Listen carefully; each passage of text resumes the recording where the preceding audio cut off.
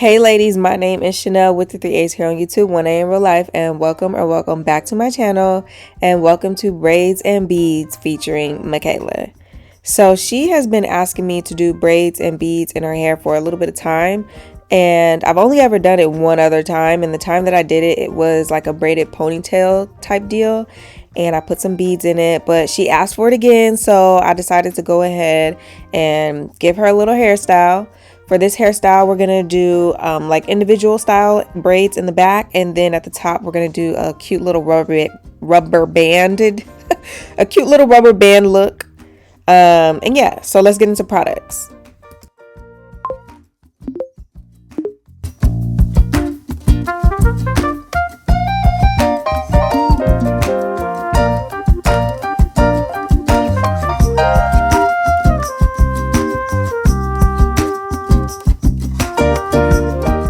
So as I was thinking about how to go about this, I decided first of all, I needed to do like an LOC, right? So I needed to do some type of leave-in, some type of oil, and then a cream.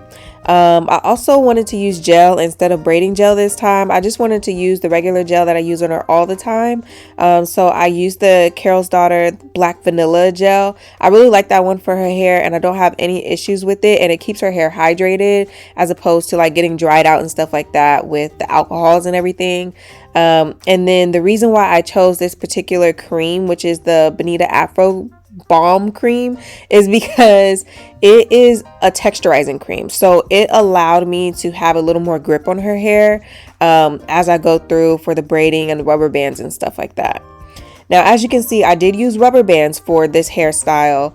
I do know why I made that choice. I made that choice because, like me, the hair around the perimeter of her head is not as dense as it is in the middle. Toward the middle of her head, her hair gets pretty thick. But toward the outer edges, it's not that it's thin. It's just that the braids are going to end up being a lot smaller there because the hair is just not as dense. So I decided to go this route instead of doing just like flat out individual braids. And I thought that the rubber bands would be really cute, you know, little colored rubber bands all over and stuff like that.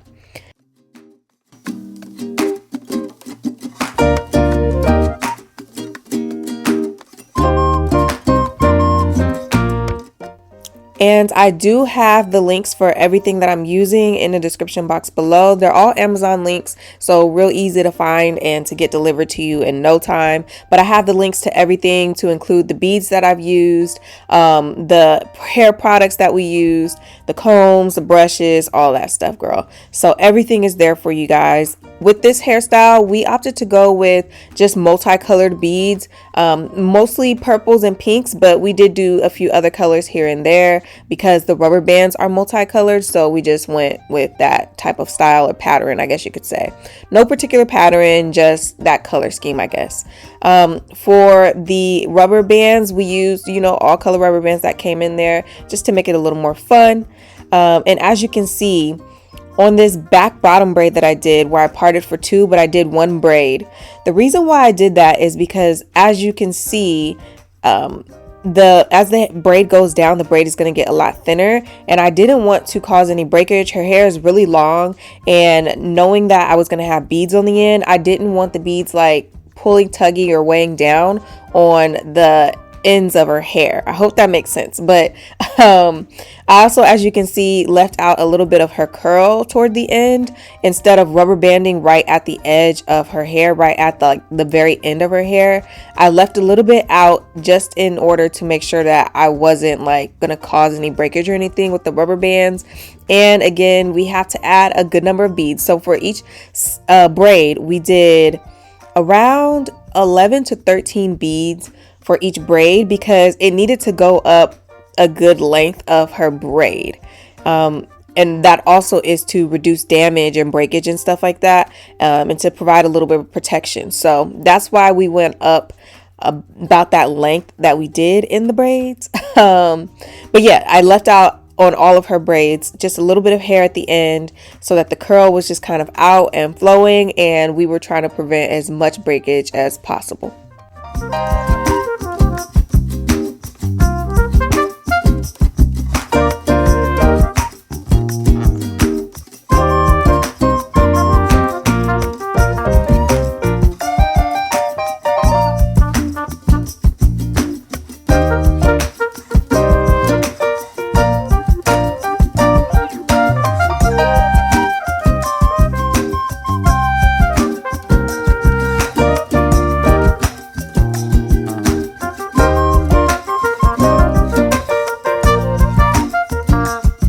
as you can see, it didn't take long for me to meet the density of her hair. I discovered here that one braid just wasn't going to cut it. The beads weren't going to go up. So I ended up having to split this one braid into two. And so I kind of like followed that pattern as I went and determined the thickness of what I needed in order to get the beads on her braids.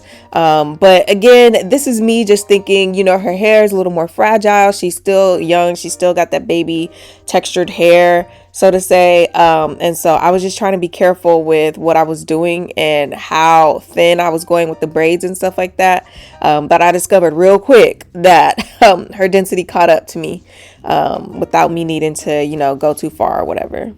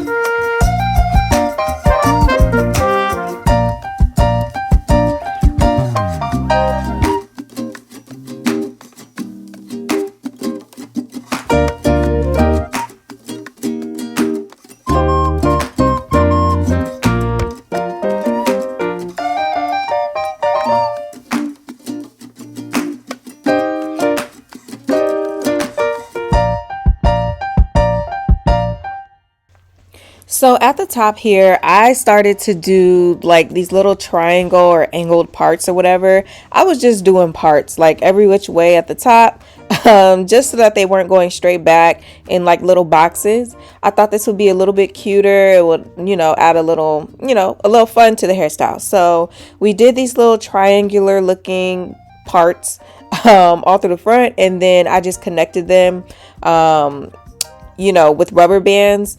I only did what you're seeing right here. So I only did like one connect, if that makes sense. So this next one is going to connect to what I'm about to do right now. And that's as far as I did. And then I just repeated the process on the other side. So we didn't do too many like zigzag rubber band designs or anything like that. But we just did this right here and it still came out really, really cute. This hairstyle lasted her 2 weeks. I only left it in for, well, maybe I left it in for 3. I can't remember, but I think I left it in for 2 weeks. And she did have, I think she had a picture day or something, and some of the rubber bands had popped. So what I did was I ended up having to just like kind of like twist it. And then put a new rubber band on the end, like where that yellow one is, for example. The pink one was popped, and so I would like twist the hair and then connect it back to the yellow one, just to kind of like freshen it up and still make it look cute. And it actually came out really well, but some of these rubber bands did pop. So, and that, I don't know if that's the brand. I think it's more so of just, she's a young kid and she bouncing around a lot, doing a lot of things. So